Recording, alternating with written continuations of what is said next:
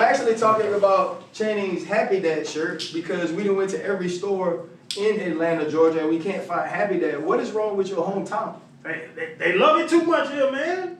They love it too much. We can't even find it. Do you think it's our promos? Yeah, I think so. You think it's our promos? Yeah. You know, they fooled me today. You know what? It's probably because when I speak about it like I'm Inky Johnson. And it motivates people to go out and buy it. Now, Ink right here, too. Oh, you can't identify the case. All right, let's do it. Let's do a show, man. You are not exotic. They be like, is he Brazilian? Is he Cuban? Nobody's ever asked, were you Cuban? Yeah, they did. No, they didn't, Channing. I said, see.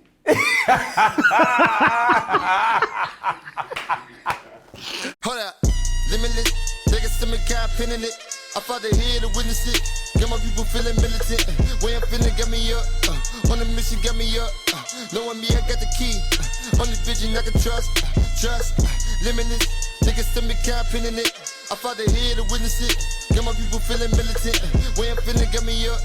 On the mission, get me up. Shoot, man, we back on the pivot, the place of the almost famous, and where at least we used to think the place where everything always works out. You know what I mean? It seems the tide is changing. Obviously, we got the OG, Freddie T, Freddie Flowers. We got Chan. Today, we got a special guest. Inky Johnson. In doing my study, was like, there's no way his real name is Inky. Right on. And so what I've tried to do, Victor Oladipo came on, I learned how to say his government. What I've learned is that no matter how many times I was going to read your name, which is like 4 names, by the way, I wasn't going to get the first one right. So I'm going to let you introduce yourself to the world by your government, only if you're okay with it. Absolutely. Only if you're okay with it. Yeah, Inquarius Desmond Chad Johnson. Hence why the world called me Inky. Inquarius, is it like a mix of glorious and inky? Man, my mom, man, she said she was reading a book about the Iroquois Indian tribe, man, and she came up with it. Wow. Yeah, Inquarius. But my grandfather, because the first part of it, you know, people started calling me Ink. And so he was just like Inky. And everybody's like, yeah, man, I like that over that Inquarius. But yeah, man, 4 names, man. You know, I grew up in the hood, RC. They give you all type of names. Nah, I love it, man. But man, welcome to the Pivot. Everybody, we thank y'all for your support. Please continue to subscribe, like, whether it's Spotify or Apple, where you want to listen to your podcast, or if you want to watch us on YouTube. I am finally out of the mindset that we are a podcast. We're a show, not a TV show though, because we're a show where people just sit down, chop it up, and you get to know some of the people you see all the time in a different way. And I want to start here. Before you get going, this is our Oprah, right? Your mom, she read a lot, right? Mm-hmm. Is there anything that she could give us or that she probably shared with you to help keep the devil away? Because we're facing major pivots. There's been a lot of shit going on. You know, they say the devil attacks when the success starts building, when things are going right. No doubt. What can you share with us before we get into the bag and the big stuff? Absolutely. Is there anything that you might share or she would have given you? Yeah, man. Shit's getting tough. She would just always tell me, man, like, when life starts happening, like, Ink, get quiet so you can hear God. You know what I'm saying? She would just always say that. Like, when things start happening, transpiring, adversity, opposition, get quiet, right? Because everybody always got an opinion, always got a perspective that they want to share with you. And she just always would say to me, man, get quiet so you can hear God. You know what I'm saying? And so for me, that's always been my go-to. When I start going through it, or life start going like in a way that I don't want it to go, I try to find solitude, you know what I'm saying, so I can hear God. Chan, that means we're going to have to meditate as a group. We don't want to hear none of that funny shit. We got to tune in. But does get quiet mean you got to sit in a dark room? I can't do that. Get quiet. What? Bro, you talk for a living. Right. We talk for a living. Like, what does get on. quiet mean? Right on. I think it's just solitude, man. I think everybody finds peace in different ways, right? Like you might find peace through laughter, right? Joking. I might find peace through just sitting back, observing, laughing at cats. You gonna find peace a different way. RC gonna find peace a different way. And so to me, the way I interpret it is just find your peace, right? However it comes to you. And so it all comes to us in different ways. I don't think it has to be getting in a quiet room, cutting off the lights, chilling, pulling out your yoga mat. But if that what works for you, do it. You know what I'm saying? But for me, it's just finding your peace. I think people obviously look to you for wisdom. I also know that part of your character is to provide it through experiences. But I feel like, you know, if we're looking at your social media or we're listening to your speeches or your presentations, it's kind of a synopsis of where you've gotten. I think we don't always get to know where you came from. And we're here in Atlanta doing this interview, and you said it earlier, like you from the hood. Well, I think you grew up in a house of 13. You grew up in a place where it wasn't bright, that things could be bleak. How did you keep your focus through that to propel you to be on scholarship at Tennessee? Man, you know, growing up the way I grew up, you know, it's a 2-bedroom house, 14 people, Southeast Atlanta. It's the best time of my life. You know, one of the best times of my life, I would say that. You know, because you had everybody in the crib and you learned a lot. I always tell people the fortunate part for me was I got to see both sides of the fence every single day, right? When I walked out of my door, I got to see cats that made the right decisions and what it yielded, and I got to see cats that made the wrong decisions and what it yielded. And I think the thing that helped navigate me to a place such as Tennessee was I listened, right, to cats that I felt like had my best interests at heart. Even if a cat was in the streets, you know, and they gave me advice and insight, and I knew they had a good heart, I would listen, right? Because just because a person makes certain decisions and choices, that doesn't mean that they're just a terrible person. Like my uncle, man, my uncle is in prison, one of the best people I know, right? And he could be a product of his circumstances and situations because of the way we grew up. And so for me, I always felt as if I had been blessed with a gift and I didn't want to mess it up, right? And so when I was coming up in that 2-bedroom home with 14 people, the thing that I wanted to do more than anything was I wanted to make my mother proud because my mother was working a double shift at Wendy's, and I wanted to make my grandmother proud. And I'm the type of person, I'm extremely loyal. And so I had a lot of people that helped me, man, that didn't have to, right? Like the cat paid for me to play ball, like out of his pocket. He didn't have to do that. And so for me, whenever people would do stuff for me, I was the type of person, I couldn't see myself doing something on the opposite end of that, letting them down because I knew they didn't have to do it. No cat had to come to my house and be like, oh, this cat growing up, 2-bedroom house, 14 people, let me help him. We weren't their responsibility. Like the way my mother raised me was, Ink, the world don't owe you nothing, right? If you're gonna make somebody yourself, get up and make it happen, right? And so me watching her work a double shift and coming home, driving an old beat up Buick Regal, hubcaps off the car, seats torn up, and not making an excuse, it shaped my mentality and my perspective and my spirit and the way I live my life. And so when I got to Tennessee was gravy for me, right? It was gravy. The journey getting there wasn't so much of gravy, but when I got there, it was gravy. Ink, what does that look like, man? Because that blew my mind. Well, I ain't grow up with no silver spoon in my mouth, but 14 in a 2-bedroom? Yeah. What happens at 11 o'clock at night? Like, where do people go? What do people do? Yeah, we on them pallets, man. We pull out them sheets. We on them pallets, right? That's the beauty of it, right? You there with your cousins. Well, it's a blessing and a curse, right? Because many nights you will be on that pallet and you'll be talking to your cousins, and sometimes you had questions.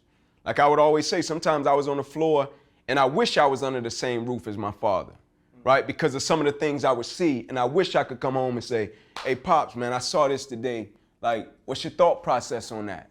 But me and my cousins would pitch and catch about it, and we would try to figure out life together. We had our uncles and stuff like that. But the beauty of it was it made you grateful, right? When you would wear a shirt on Monday, your cousin would wear it on Tuesday, your other cousin would wear it on Wednesday, and y'all would go to the same school, right? And cats knew y'all was wearing the same clothes. It's all good, right? It made you grateful when you couldn't just go in there and ask for something to eat and be like, no, I don't want that. You had to eat whatever got put on the table, right? And you had to finish it. You know what I'm saying? And so it created a certain spirit to where I was grateful, I made the best of it, and I wasn't tripping. Like, it wasn't like we was growing up and it was like every single day we would get up and be like, oh man, we growing up like this. Nah, like the neighbors was living that way as well, right? And so it was just the environment we was in, and we made the best out of it. But I loved it, man. I loved it. Was there a point, because we had similar situations, I recall that so vividly, man. Boiling the hot water, Yeah. pouring it in the tub, sharing the food, just learning how to be grateful. Absolutely. And I think, at least my kids, I'm gonna show them this episode. They gotta listen to you. Was there ever a point when you told your mom, look, I got you? Mm-hmm. You know, whatever it is, whatever it takes, no, I got you. I'm gonna get us out of this situation, or I'm gonna pay you back for everything that you've done for me. Absolutely. Man, me and my mom would be in the park when she would get off her shift, and she would come in and I would hug her, I would kiss her. I would say, Mom, if you don't mind, can you turn on your car lights? All right, I gotta do some extra drills, I gotta make it to the league. Just a kid with a dream, you know what I'm saying? And she would sit there and she never was like, nah, Ink, I'm tired, let's go. And she had every right to do it. And if she would have said it, I'd have got my butt in the car and it would have been all good. I wouldn't have felt any way about it. But when she would do that, I would be like, man, I'm gonna make good on these sacrifices. Like, I got you, right? And I don't think it mattered to her either way. Like, my mom wasn't the type that she was tripping on like, oh, Ink, you gotta make it, right? You gotta make it and you gotta take. My mom never said that to me. That was something that I wanted to do personally because I felt as if it was the vehicle that I could help take care of my family. And so when I was young, I was saying it, but she never put that type of pressure on me to where she was just like, Ink, you gotta do this, which I appreciated. Yeah. I watch, so much of your stuff, and then studying for this and seeing where you came from and all those things, I was like, oh, Ink actually kind of hood. You know what I mean? Like Ink grew up, because it's just the eloquence in which you speak, right? I don't use he's articulate. Right. I think that's a cop out as opposed to what, right? The eloquence in which you speak, it shows not only experience, but it shows education, it shows study. But you talked about telling your mom, cut the lights on, right? So I can go do extra drills and having that dream. You get to Tennessee, your sophomore year, you begin to play, and there's a night where that dream ends. Absolutely. Can you take us through the night? What led up to the hit? What's the feeling when you're on the ground and you're trying to figure out what's going on with you, and then the start that turned you into the Inky we know now? Yeah, man, it was September 9th, 2006. I remember it vividly. We was playing against Air Force my junior year at the University of Tennessee. I was starting at corner in my second year as a starter. It was the fourth quarter of the game, a little bit over 2 minutes left, and Air Force had the ball, and we was up. And so we break the huddle. At the time, Gerard Mayo, he was our captain, right? And he called the play, and as we break the huddle, we had quarters coverage. And so I had a quarter, keeping everything back to front. Play starts to unfold. I'm looking at the quarterback, he's tapping the ball, cats running their routes. Quarterback looks in my direction, releases it, cat catches it. I go to make a routine tackle. So I thought. And so when I roll up to hit him, at the point of contact, as soon as I make contact, it seemed as if everything in my body just left, right? My body went completely limp. I fell to the ground, I blacked out, never experienced anything like that before, been in a lot harder collisions. And when my eyes opened, my teammates were over me, they was like, Ink, get up, let's go. And I was like, I can't. And it was a shock at the time. It was going from the crown of my head to the bottom of my feet, one of the scariest moments of my life. And then it eventually left, but it stayed in my right arm and hand. I thought it was just a stinger or a broken arm. And they brought the spine board out, took me off the field, and they get me to the hospital. And they was just telling me, like, we're gonna take you back, run a couple tests, put you in a room and see what's up. And so I didn't think it was anything serious, right? I still couldn't really feel my arm, but I thought it was probably broken, stinger. I didn't think it was anything life-threatening. And so when they ran the test, they brought me back into the room. My mom came in, she kissed me on my forehead, cracked a joke. She walked out, and when she walked out, I flipped my head to the left, and I remember seeing the head doctor come in, and he was saying, guys, get in here, we gotta rush this kid back to emergency surgery. He's about to die, and I thought he was joking, right? Because I had been there and everything was so calm. And I was like die? Like, away from me, like die? Right. And he was like, yeah. I was like, what happened? It's like, we ran the test, we noticed you ruptured your subclavian artery in your chest, you're bleeding internally. So we got to rush you back and take the main vein out of your left leg and plug it into your chest in order to save your life. He said, I guarantee you, you won't be alive in the morning, you'll bleed out.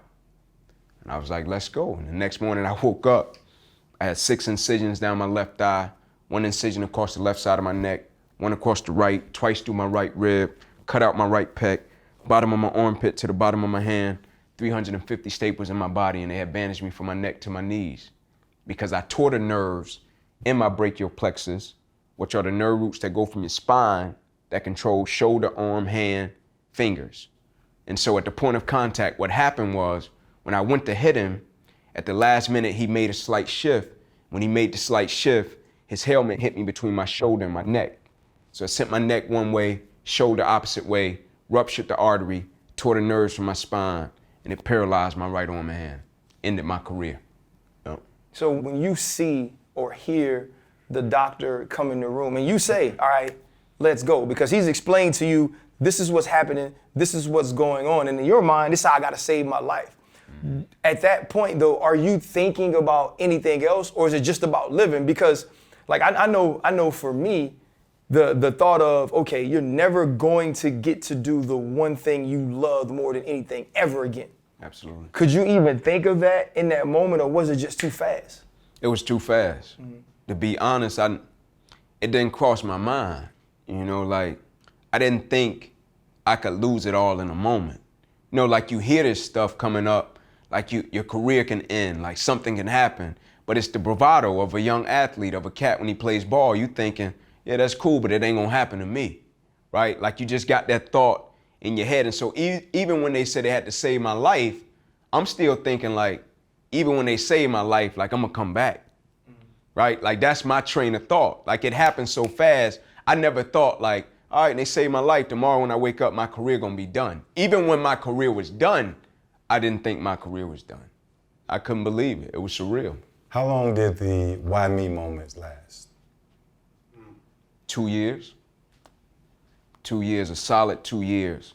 And the reason I would say 2 years is because with a brachial plexus avulsion, that's like the time frame they give you if you're gonna get anything back, right? They put you in a 2-year process and they say, all right, if something is gonna come back, because I had no feeling, no movement, if something is gonna come back, it's gonna come back in a 2-year time frame. But within those 2 years, it's all type of tests being done. They sending me up to the Mayo Clinic, they shooting dye in my back with long needles. Like it's just a strenuous process. And so it took me about 2 to come to a level of peace to where I was like, all right, it might be done. But in that time frame though, much like RC was saying, you know, you could have fallen into depression, just giving up on everything. But instead of that, you pivoted, right? No question. You parlayed that into pretty much where you are now in life. Why didn't you quit? Just being real with you, Fred, like, I wasn't raised like that. Like, I could lose everything, bro, like, and I'ma still scrap. Like, that's just how I was raised. That's how my mother raised me. And so even when my career ended, like, I was raised a certain way to do the right thing in spite of. My whole life, I never had everything I felt I needed, right? I always felt like I was going against the odds my whole life. And so I'm comfortable there, right? Whereas most cats, when they in that space and place, it's very uncomfortable. I'm very comfortable in opposition. Like I'm very comfortable in adversity. I'm very comfortable when I don't have all the resources. I'm very comfortable when I lose things because that was my life, right? It's like Bane and Batman. When Bane told Batman, you adopted the dark, I was born in it, right? And so I was very comfortable there. And so even when it happened, I was still going to rehab. I was still showing up, going to workouts with my teammates. I was still going to meetings with this false thought that, man, at the end of the 2, I'm gonna be back. Right. I'm gonna be stronger than ever. And I had a day, man, in an indoor football facility to where it just hit me. Like I went to one of my rehab sessions and I had been going for a while and I wasn't seeing nothing, like no results. I'm talking about every time I would go, they would have a different device they would try out and it would be nothing. And one day I went out on the turf in the indoor and I just broke down, bro. It was like, it was freedom, right? It was tough, it was heavy, cried. And on the opposite side of that, it was like, all right, you got it out. Like, let's move forward now. But I had been holding that for 2 years until that day when it hit, when reality set in, like, nah, Ink, it's done. Like, it's a wrap. Like, it's time to close this chapter. That was a hard day for me. And that next day you woke up, bro, because you grind from living with 14 people in a 2-bedroom.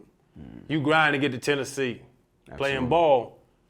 One hit against Air Force, you still grinding. You say it, your mom ain't raised you like that. You still grinding. And that day that you broke down and got to a point that I need to find something else to do. Like, this football shit it's not gonna be there no more. Like, bro, that realization, but that next morning, I think that, just listen to it, bro.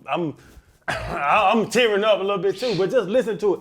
That next morning, how did Inky Johnson, that we all know, all the followers, all us watch your stuff, was it created in that realization of this football shit's gone? Yeah. I think a little bit of it was created in that moment, but I think also it had been cultivated over the years.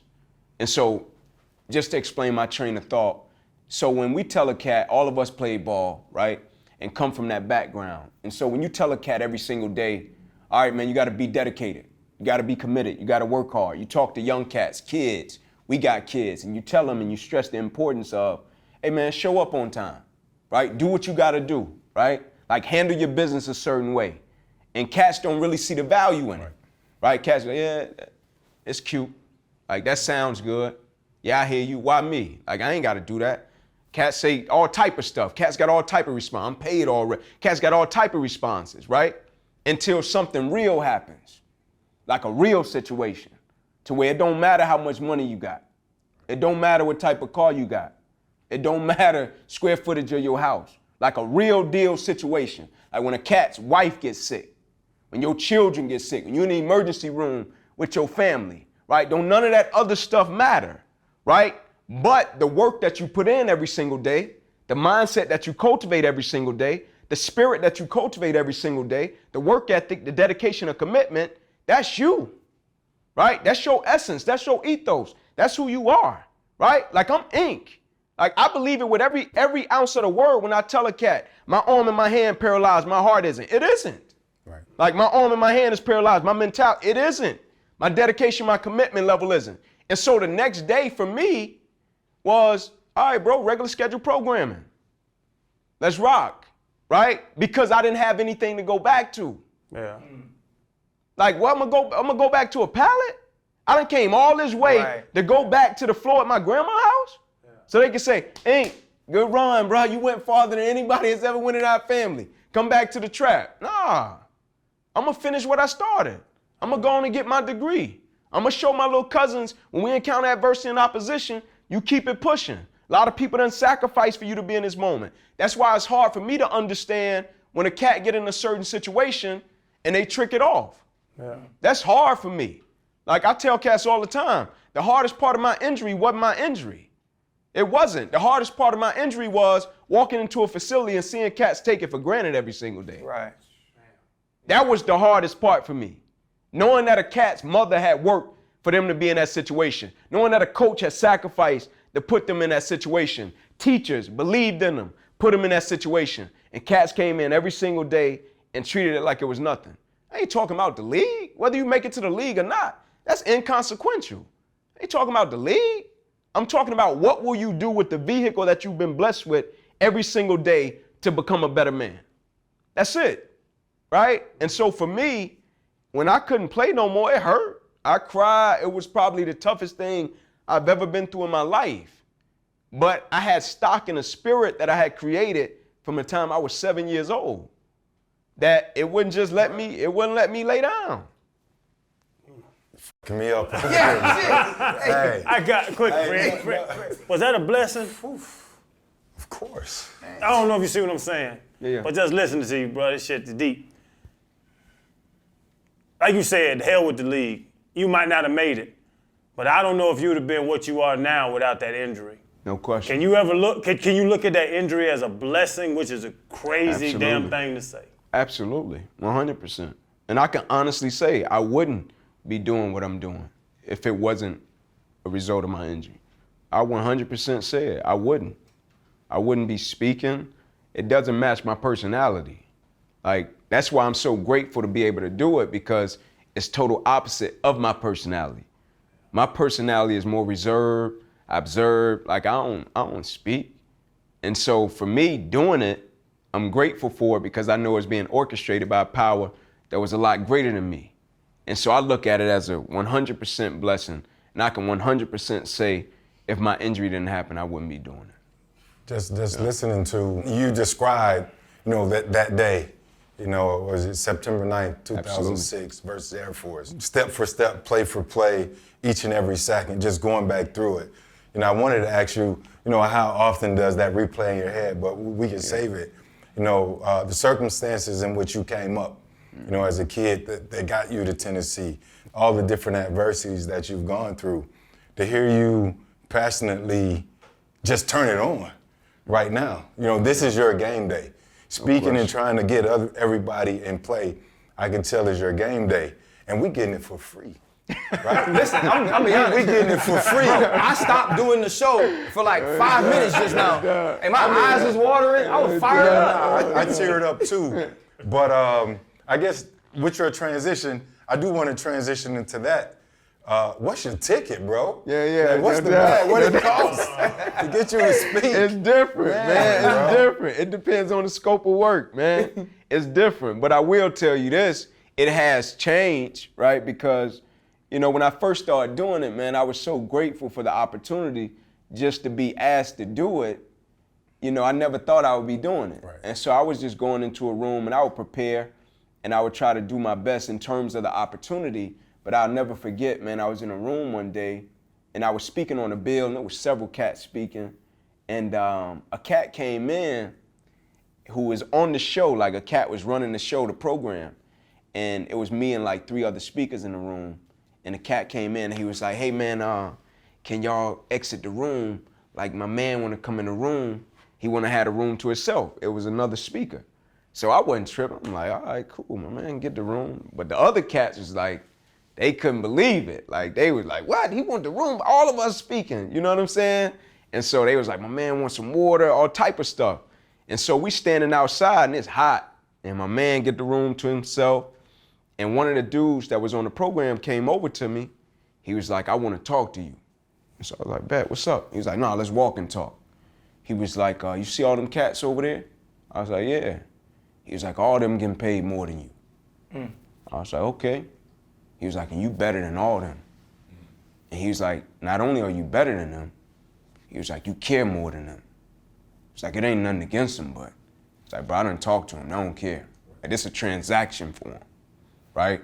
And I was like, all right. He was like, man, don't be out here on the road and traveling and doing that to your family. Wasting time. Right. I was like, I got it, respect. And so at that point, it changed everything in terms of business structure, in terms of opportunity, in terms of preparation.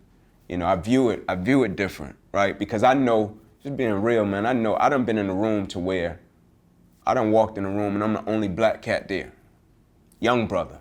And I could feel it when I walk on the stage, cat suited and booted, like, what my man got to say to us, right? I ain't knocking it, I respect it, I get it. Cat, 30 years my scene, like I get it, I respect it, right? But I'm gonna handle the opportunity the right way and I'm gonna do what I gotta do because I feel like I'm being trusted to steward the opportunity so the next young brother that comes behind me that does what I do can get the opportunity to do it again.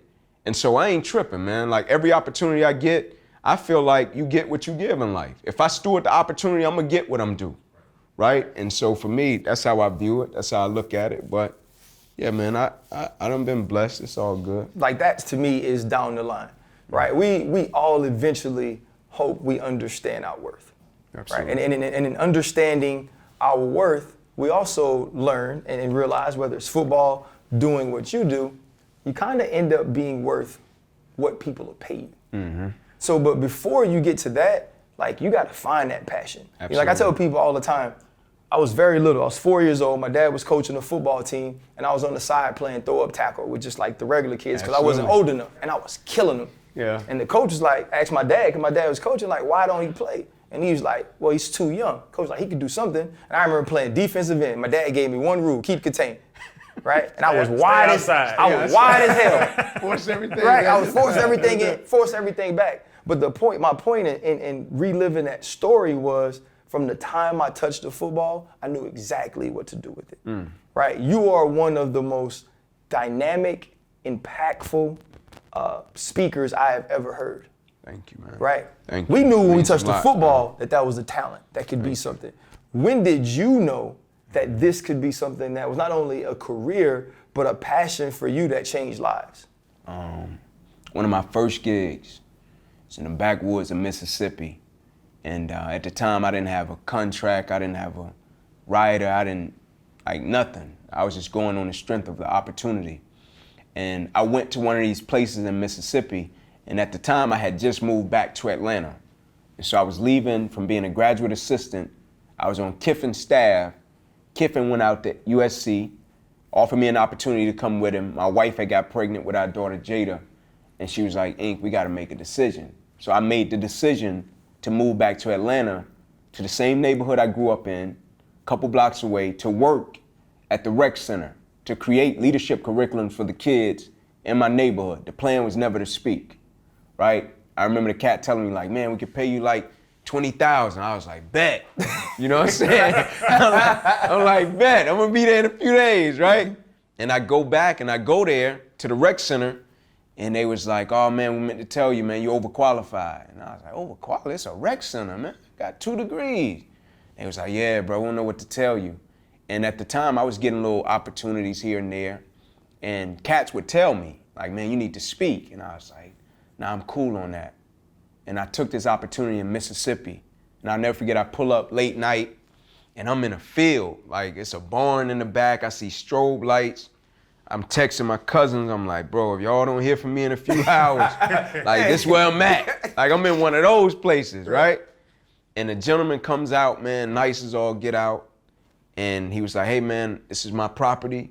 I'm doing this for the kids here, right? Hope it's a great experience. And I go and I speak. And I get back home, like, mid-morning. My wife waited up on me. And she was like, Ink, how did it go? I was like, babe, it went great. She was like, what they give you? Like, what they pay you? And I was like, man, they gave me this cool coffee mug. And she was like, you sure this is what you're supposed to be doing? I was like, yeah, it felt right. And she was like, all right, go for it. And at that moment, man, I knew. Like, I felt it. When I spoke to them kids in Mississippi, in that field, in that barn, like, I felt it. I got a similar feeling that I got when I would be in the tunnel at Tennessee getting ready to run into that stadium and run through that T. Right? I just got the feeling, regardless of what anybody would have said beyond that day, when I got that feeling, that was God's confirmation to me, like, Ink, I got you, right? I got you. Now you just got to have the faith to trust it. And so from that day moving forward, I just wanted to be obedient to what I felt God had called me to do with my life. How does it shut off? Yeah. Right? Because like even here, like my whole thought was, I'm gonna get Ink out of that space. Yeah. Right? Like out of the space of educating us, out of the space of motivating us. Yeah. I was like, I want to talk to him about like some. I'm gonna get him in a second. Lord have mercy. Yeah. I want to talk to him about some real stuff. Like how does that shut off for you, the father, right? The husband. Yeah. You know what I mean? When that guy comes into play, obviously you draw off of all of your own experiences, but is that when we see the Ink, like you said, that's reserved, that sits back, that's quiet? Yeah, man, I'm chill, man. My personality is chill. It's just when I talk about stuff that I'm passionate about and things that I'm involved in, like I get ramped up.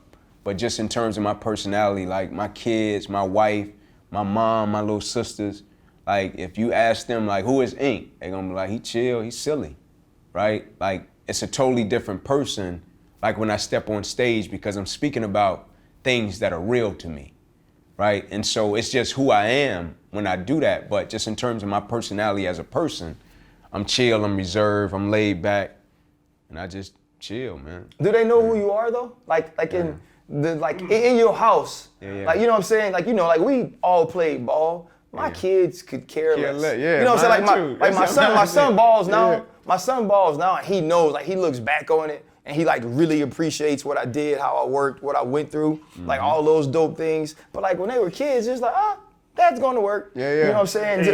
Hey, Jordan like me more than he like him. Yeah. This is probably true. No doubt. He 21, so he came to Miami. I told him a good time. Joe, my man. That's probably true. Yeah. You know what I'm saying? Like, do they get it?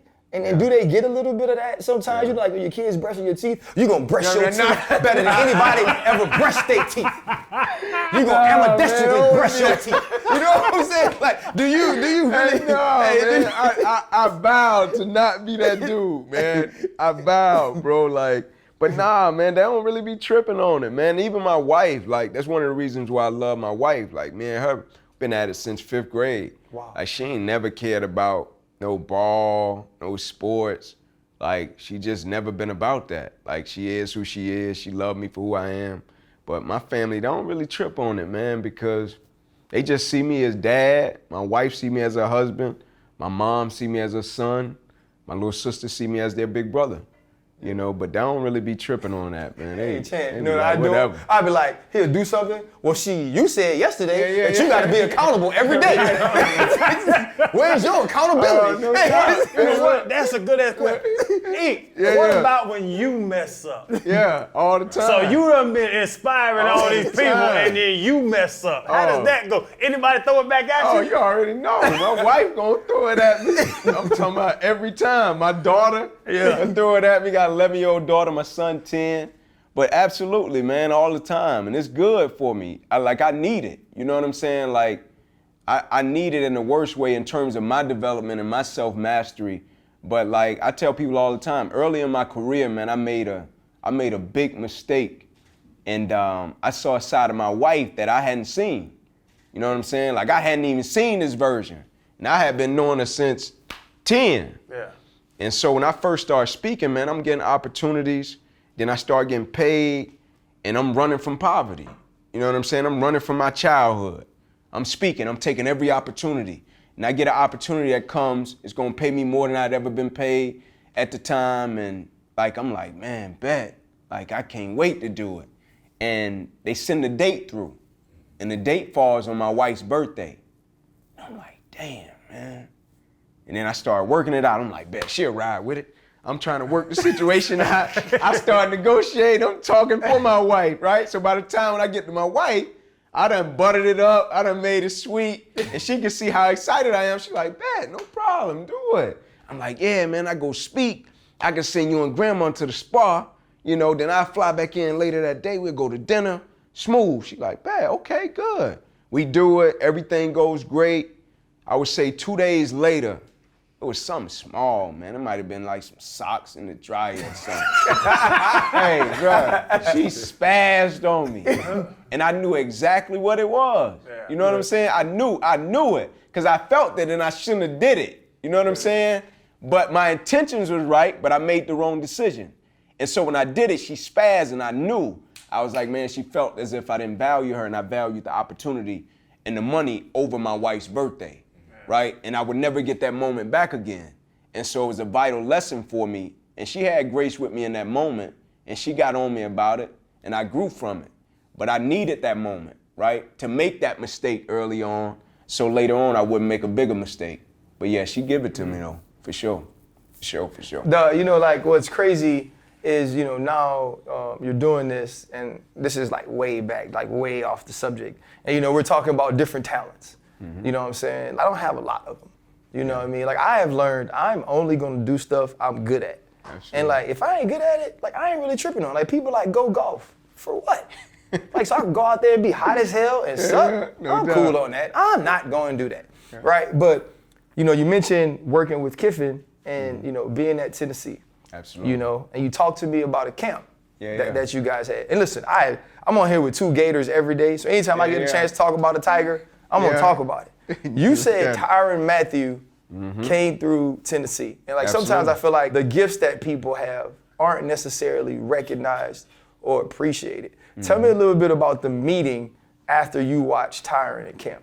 Yeah, and so you know how like at the college when they had a camp and the high school cats come up, and I was a graduate assistant at the time, and Tyrann came up, and there was a bunch of cats from, I think, St. Aug, Yeah. It's the only all-black Catholic school in New Orleans. Yeah, it was a bunch of them cats, man. And I saw this little cat, man, Tyron, and he was doing the DB drills. They was doing one-on-ones. And I'm talking about whether a cat would catch the ball or he would break the pass up. I'm talking about my man he dogging the line. Like every time he'll do a rep, he'll run back up, get the next rep. I'm talking about cats on the side, like, coach, man, my man won't let me go. Like, he keep going. And so we had a staff meeting, and they just going around the room, and they like, did anybody stand out, that you guys can speak about today? And of course, I'm just a GA, so I'm on the wall in the back of the room. And so when they got in my area, I was trying to let them, I'm like, hey, man, it's just Cat, Tyra, and Matthew. And so one of them was like, I don't know, man, too small, too slow. I can't remember who said it. And then they just passed on. And so I heard he was going to LSU the next week. And Chavis, who was my D coordinator at Tennessee, was at LSU. And I was like, when he go to LSU, Chief gonna offer. That's what we call Chavis. I was like, Chief gonna offer him. And sure enough, he went to LSU the next week, and Chief offered him. But I was like, man, if we could have had that cat and Eric Berry, man, I think we'd have had something special. I'm glad you brought that up, actually. Eric Berry is one of my favorite players. Oh, that's my guy. Time. One, Sean Taylor is obviously my favorite player. He didn't wear gloves and he taped his fingers. Yeah. And EB Absolutely. would not wear gloves and tape his fingers. I think EB was like 14 or something. Yeah, he's 14. In college, but he was 29 for the Kansas City Chiefs. And there was a reason he picked that number. Can you tell us a little bit about your relationship with him? Yeah, EB, man. EB is like a little brother to me, man. When he got drafted, I'll never forget when he called me and he was like, big bro, I'm gonna wear 29. And I was like, man, you ain't gotta do that. I was like, bro, your dad played. Like, where your dad number? You know what I'm saying? You're a great player. Like, just rock your own number. You ain't gotta wear a number for me. And he was like, nah, man, you don't know what you did for me. He's like, I wanna honor you, man. I'm gonna do that. And it meant a lot to me, man. It meant a lot to my family because we all know how EB plays the game. And to be able to watch him every Sunday when he did play, like it was special for me and my family, right? Because we knew what that number meant, but also just the relationship that me and EB cultivated. Like when he first got there, I had that cat write down every goal he wanted to accomplish. I still got the papers in my office at my house. Everything he wrote down, he accomplished at Tennessee. Like every single one of them, I still got it on a notebook piece of paper at my house in my office, right? And so for us, even when he encountered cancer, right? I remember taking him to breakfast in Atlanta at Homegrown on the east side of town. And I was talking to him and he was telling me his chemo schedule. You know what I'm saying? I get emotional talking about him because he mean that much to me. And he was telling me his chemo schedule. And I was like, bro, we gonna treat this like camp. Every single day you show up, you do your thing, you handle your business, and you gonna beat it. You know what I'm saying? I remember seeing him and we was at church and this was when his hair was coming out. You know what I'm saying? And I saw him and I saw his spirit. His spirit was still strong, right? But his hair was coming out at the time. And I was like, how you doing, man? How you doing, Tunan? You good? He's like, Ink, I'm good. He's like, I'm getting through it, bro, I'm good. And then I was in the stadium, his first game back, you know what I'm saying? And it was special. And so for me and EB, man, I got a lot of love for that cat. You know what I'm saying? That's like a brother to me. You know what I'm saying? Little brother. You mentioned, talking about his schedule. Did you draw back on anything you went through with your injury to try to help Eric get through what he was going through? Absolutely. But, also, man, EB comes from a great family. I'm saying great mother, great father, his little brothers. And so his foundation was set. You know what I'm saying? He comes from a great infrastructure, but also I feel like we all go through things in life, not only just for us. Like I think it's certain experiences that we have and we encounter. So once we get on the other side of it and another cat comes along that encounters something to the extent of what we went through, we can share how we got through it, right? I think that's the blessing of it. Like it says in the Bible, overcome us by the blood of the Lamb and the word of our testimony. And so that's why when we hear a cat share something that we can relate to, we like, bro, like respect, you know what I'm saying? And so for me, I felt as if I'd encountered this and got through it. So when another cat encountered a struggle, around the game or in the game, I can come along and not try to share with them how they need to deal with it, but like, hey, bro, listen, man, I'm here. You know what I'm saying? Like, I think that's the difference between sympathy and empathy. I think empathy is a powerful tool. Sympathy is when somebody goes through something, Fred go through something, just like, man, Fred, tough break, bro. Bad state of affairs. Right. Chan go through something, bro, tough break. But empathy, like, nah, I'm gonna come there, bro. I'm here if you need me. I'll walk with you if you need me. You know what I'm saying? Because I done went through something, that I done extracted something from it that I feel I can apply to your situation and add a certain level of value. You know, people hear you speak all the time. And in that, they tend to develop their own perception of you and your situation. But we all know it ain't gravy. No question. They see us on here every week, and they think these guys got it in order. And we don't, right? Hell no. Right. What are some of your greater challenges, in your current situation? One of my biggest challenges, even when I got hurt, was just asking for help. You know what I'm saying? Like, coming up, man, I think the blessing and the curse of growing up the way I grew up with this mentality of, all right, man, you get it how you live. You handle your business, you get up, you make it happen, right? Like, I'll never forget saying to my cousin one day, like, bro, some of the things we got taught, it ain't nothing against the people that taught them to us, but that was wrong, right? We can seek insight, we can seek advice. We ain't always gotta be the cat with the bravado, you know what I'm saying? We can go to people and seek wisdom, right? We can go to people and ask for help in certain areas that we're not as strong. And so for me, that was always a challenge for me, even when I got injured, to come to somebody and say, hey man, can you help me with that? Or hey man, can you help me expand my thought process and perspective with this? Because of the way I grew up, I didn't experience much and it was all good and it served me well, right? On the level I was on.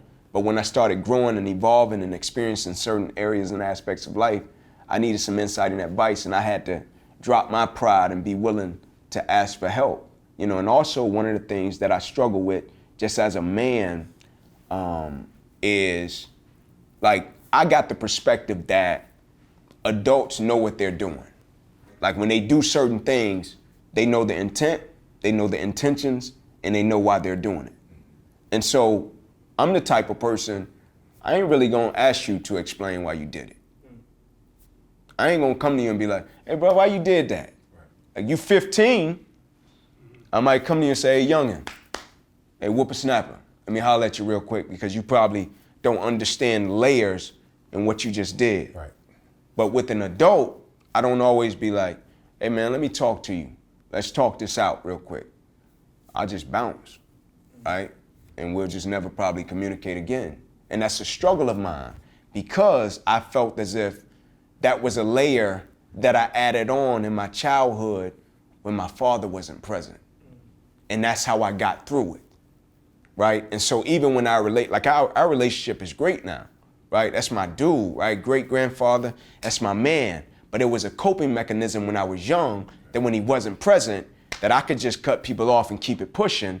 And now as an adult, it's certain times that maybe I do need to have that dialogue. Maybe I do need to converse with this person, right? And I don't always do that. And my wife, I'm thankful and I'm grateful for because she challenges me sometimes on that with different people. And I need to grow in that area as a man, yeah. Is it difficult asking for help these days, or do you have some sort of routine where the kids just enjoy helping Pops with whatever he needs help with? Nah, they help me, man, but sometimes it is, you know what I'm saying, just being real because, like, when you go through something like this, I tell people all the time, like, it's a blessing to live with adversity, right? Every single day I encounter something that I can't do that I used to be able to do because of the nature of my arm, right? Yesterday, me and my daughter, I picked my daughter up from practice yesterday, and I thought we had enough encounters and interactions that, about my arm, that she had asked questions that she wanted to ask. I thought we was just in a solid place. And yesterday I pick her up and I'm, Jay, how you practice go, Jada? Practice went great, Dad. She's like, Dad, can I ask you something? I was like, yeah, sure, fire away. And she was like, can you tell me why is that arm, your right arm, smaller than the other arm? She's like, can you just tell me why? Like, I see it, but can you tell me why is it? So I went to explain, I'm like, Jada, like you got atrophy that happens, but I got a big scar down my arm from surgery. And I was like, my arm doesn't work the way your arm works, right? Like I don't have feeling in my arm. I got paralysis, I can't use it, right? And so naturally, because I can't use it, I can't build muscle, I can't do anything. And so she was like, okay. And she was like, when people grab it, like if somebody grabs it, does it hurt? I was like, yeah, that's why I wear the sleeve most of the time, right? I wear it so if I'm out in public, if a person grabs this arm, like because I got nerve grabs, like it'll shoot a pain up through my arm and through my chest. That's like, it's like unbelievable. You know what I'm saying? And so I wear it more so out of awareness, right? That if I'm out and a cat see it and the cat's like, oh, because if I'm in the airport, most of the time, a cat think it's a prosthetic, right? And it's not, but I got their awareness enough to where they won't hit it, cat won't walk up and just grab it. And so for me, yeah, it's tough, man, but like that dialogue yesterday with my daughter, it was refreshing and I didn't expect it, but it was good for both of us. Was amputation ever on the table at any point? I think they discussed it, but when they came to that 2-year point, and they was like, if anything is gonna come back, you know, it'll probably be in a 2-year time frame. We was like, bet, let's see what comes back. And so even after the 2 years, they've came to me and been like, hey, Ink, you wanna go here and try this option? They got this. But I've been like, nah, man, because like it took so much out of me. You know what I'm saying? Like it took a lot out of me, man. When I went through those surgeries, it took a lot out of me. And so now having a wife and having children, and I captured peace. Yeah. It took me a long time to get there, right? I remember when this first happened, bro, and I would go out, and when you got something like this that happens, people look, you know what I'm saying? And when I first used to go out and somebody would look at my arm, like it bothered me.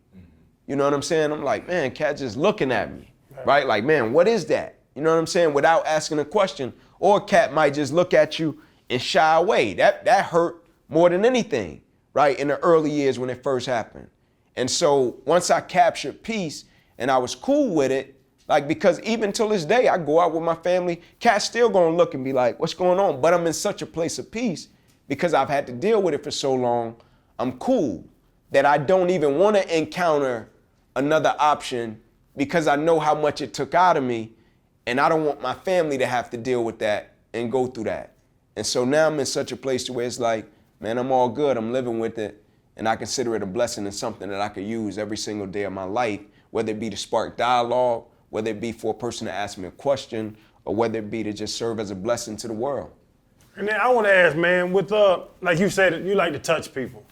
That's what I gathered with the Barry story, EB story. You like to touch people. You want to be a part of people's lives. You were coaching, and now you're speaking. You think you could touch more dudes coaching? Because you have a baby, you walk in the room for an hour and you're gone. Yeah, absolutely. Coaching, you could really sit down and get a relationship like you and EB had. No Could doubt. you touch more people coaching? Because you, thought about I don't want to say quit, but you retired. You retired from coaching. Career change. Yeah, there we go, Freddie. I pivoted, right? Sure. But I thought about it, man. Like I thought that was the next step after my injury. I really did. I was like, man, it's a smooth transition. I can coach. I love the game. I love young cats, man. I feel like that'll be great. And so I thought that was the thing that I would be doing. And I often think about it even till this day. Like I was with my son's team last year, right? And they was 9, but I loved it. You know what I'm saying? I had a great experience, but I stepped away from it because I didn't want my son to see me as dad and a coach every single day. You know what I'm saying? And so I stepped away from it so my man could just see me as his dad, you know, and not his coach. But I loved it. I thought I would be doing it, but, you know, But you life quit. took me down a different path. He's a quitter. Hey, I pivoted, bro. I pivoted. I had to make a pivot, bro. You know, Ink, and we have been, you know, I think the one thing about this show is that we bring on people who have become very successful in a line of work or in a certain way that people see them every day. And I think we try to get to the root of what makes this person successful or what brought them to a certain place. My last question would be, when you are speaking, do you go into every speaking engagement and think to yourself, okay, I gotta realize who is in the room and what they need? Or is everything for you, I'm gonna draw off of my experience, and from my experience, give them what I feel will help? How do you approach, like Channing said, in touching people, how do you approach that when you do only have a select time to be in the room with those individuals? I want to be as effective as possible. And so the way I look at being as effective as possible, I need as much information as possible about the group that I'm going to serve. And so like me and Fred was talking about, like I'm gonna go speak to Florida, University of Florida football team, doing camp.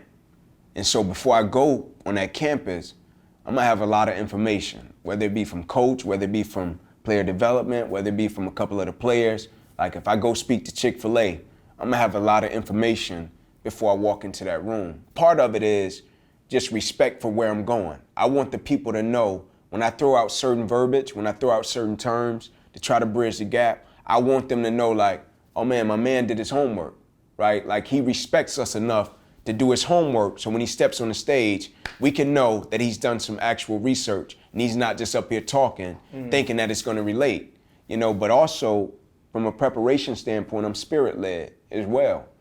And so I'm gonna be honest, man, I was in a presentation once and right as I was about to start, right, I'm talking and in my spirit is saying go a different direction and I'm fighting it.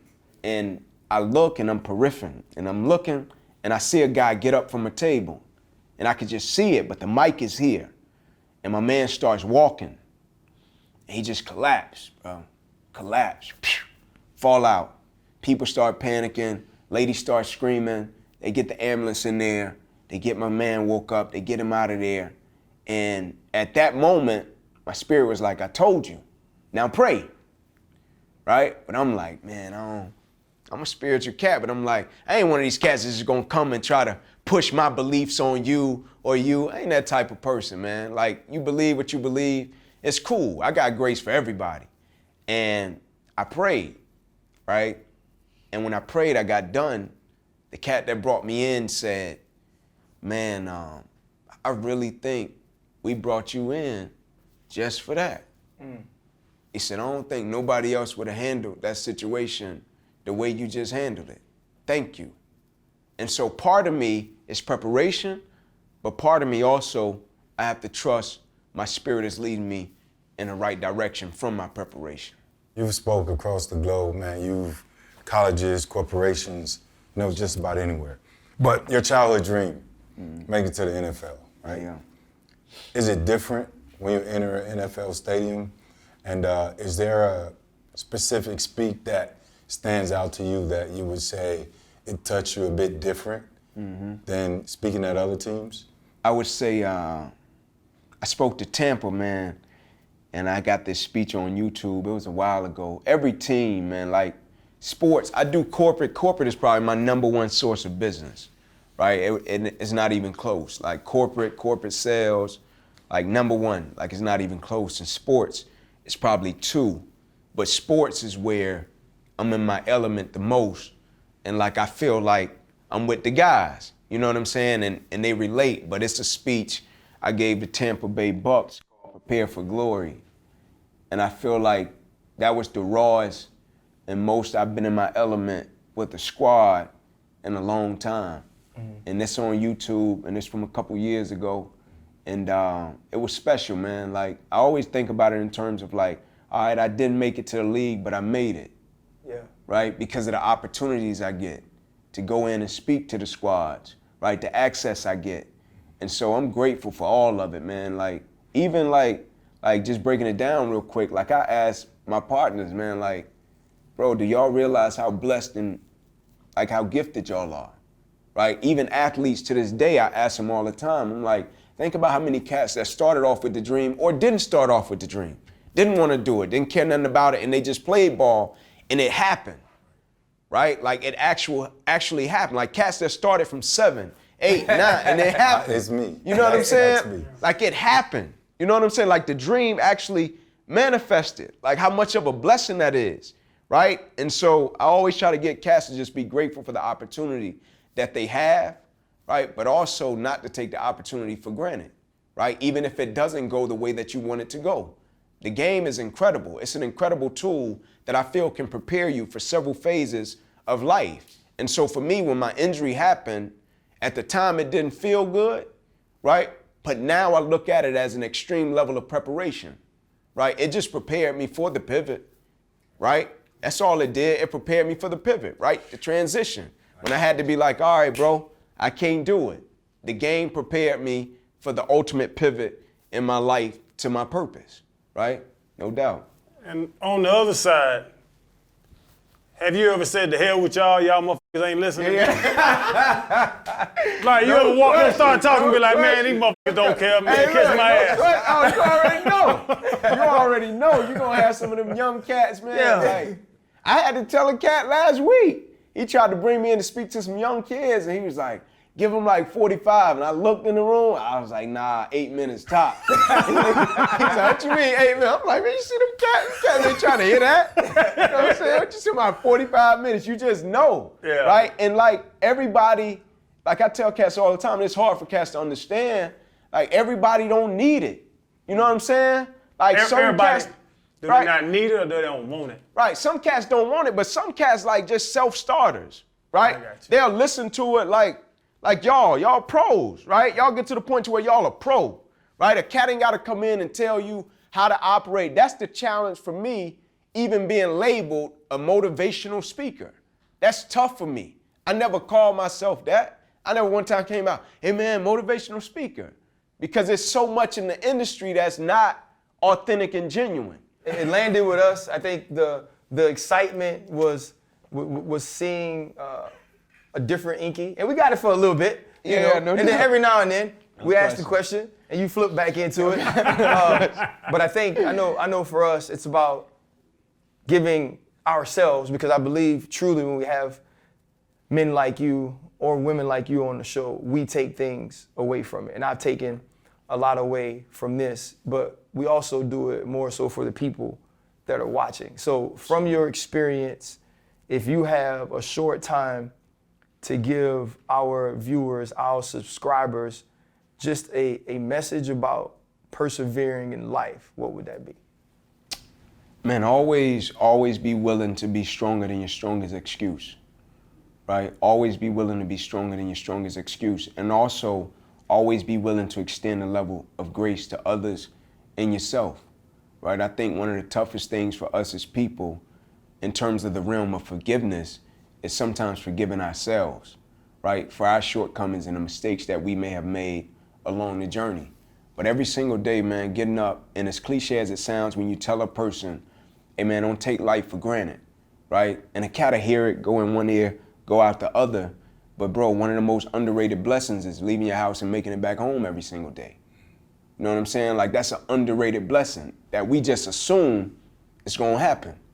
And every single day cats leave the crib and they don't make it back to their children. They don't make it back to their spouses. But we leave our house every single day. And we just assume, like, man, I'm gonna make it back. I'll see you later, right? And it's like, man, who promised you that? And so the mindset that I've acquired as a result of my injury is that, man, every single day, all that comes with it, right? Highs, lows, successes, failures, right? Tough moments, right? Great moments, all that comes with it, the totality of it. Appreciate all of it, right? Because we need all of it in terms of our development and the people that we're striving to become. And I say striving because we're constantly evolving.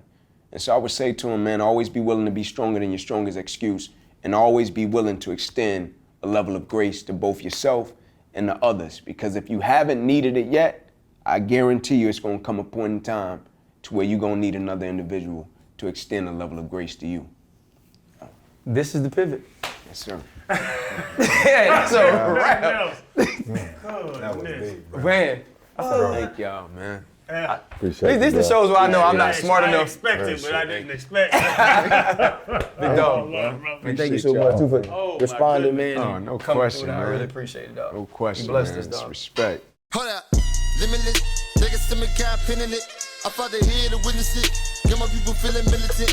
Way I'm feeling got me up. On the mission got me up. Knowing me, I got the key. Only vision I can trust. Trust, limitless. Take a stomach, I'm pinning it. I fought the head to witness it. Got my people feeling militant. Way I'm feeling got me up. On the